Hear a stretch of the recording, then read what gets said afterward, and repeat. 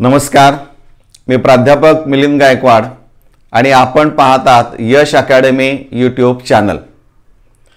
विद्यार्थी आणि पालक विशेषतः 10वी आणि 12वी बोर्ड परीक्षा देणारे जे विद्यार्थी असणारे आहेत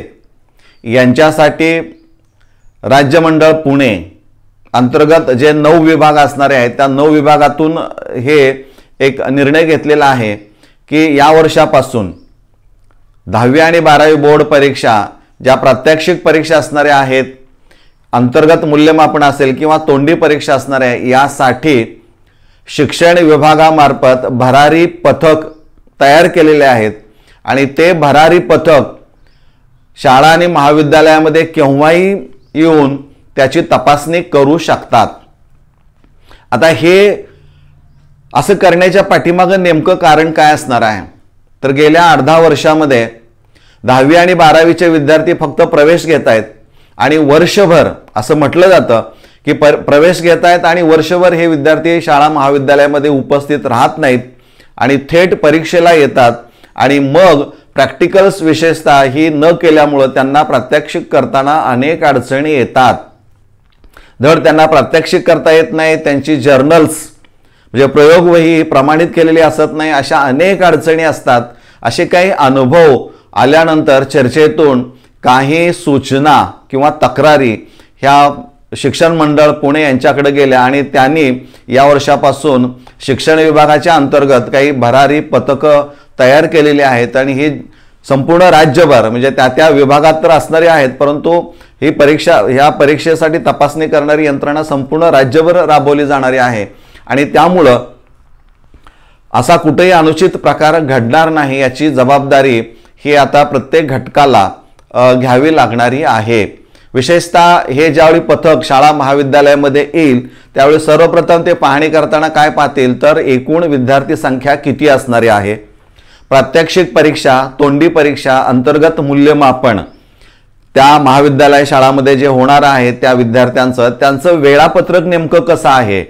तिथं कुठं ओव्हरलॅपिंग आहे का किंवा नेमकं काय अडचणी आहेत किंवा नाहीत, म्हणजे ते वेळापत्रकाची पाहणी करतील। त्यांना ते वेळापत्रक बोर्डालाही सादर करावं लागतं, ते वेळापत्रक ते पाहतील। त्यानंतर प्रात्यक्षिक परीक्षा जर चालू असेल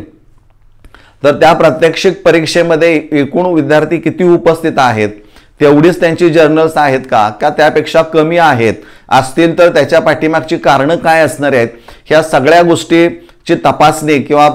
पाहणी ते करणार आहेत आणि तसे ते रिपोर्ट तयार करणार आहेत। म्हणजे काही विद्यार्थ्यांना रीडिंग घेताना म्हणजे त्या विषयाला ज्यावेळी जातील त्यावेळेस ते प्रत्यक्ष मुलं कशा पद्धतीने प्रॅक्टिकल्स करतायत का फक्त उभीच आहेत, ह्या सगळ्या गोष्टींची ती पाहणी किंवा निरीक्षण ते करणार आहेत आणि त्याचबरोबर जो एक्सटर्नल एक्झामिनर म्हणून परीक्षा घेण्यासाठी येणार आहेत त्यांचा रिपोर्ट त्यामध्ये लॅब रिपोर्ट म्हणून असतो तोही त्यांना सबमिट करावा लागतो, तोही पाहणारे आहेत। मुळामध्ये प्रयोगशाळा आहे का, प्रयोगशाळेमध्ये असणारे किंवा त्या विषयाचे असणारे जे प्रयोग आहेत त्यासाठी लागणारी जी काही साधनं असणारे आहेत ती सगळी उपलब्ध आहेत का, ह्या सगळ्या गोष्टींची पाहणी हे यावर्षी ते करणार आहेत आणि